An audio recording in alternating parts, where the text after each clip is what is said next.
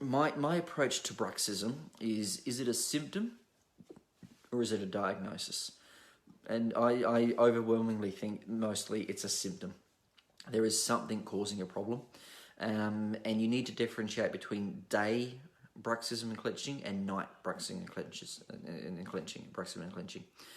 So my focus is on the nighttime stuff. The daytime stuff, in the mainstay, personally, I think is driven by anxiety, psychological side of things. But you need to be aware that having an airway problem increases the chance of having daytime anxiety problems. So it can be a little bit tricky there.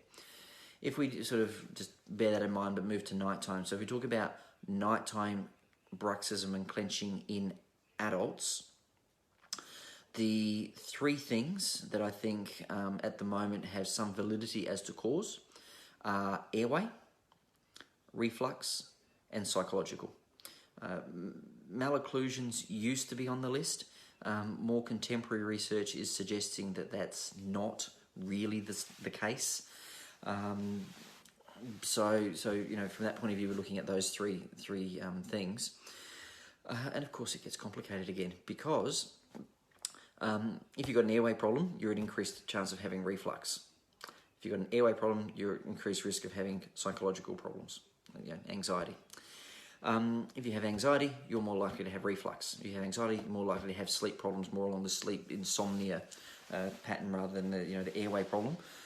In terms of just looking at it from a one direction point of view. So if you have an adult that is grinding their teeth at night, you need to explore for airway and you need to explore for reflux, would be my take-home messages. You need to be aware that making a splint specifically for bruxism in a patient that has an underlying airway problem, the design of those splints makes the airway problem worse.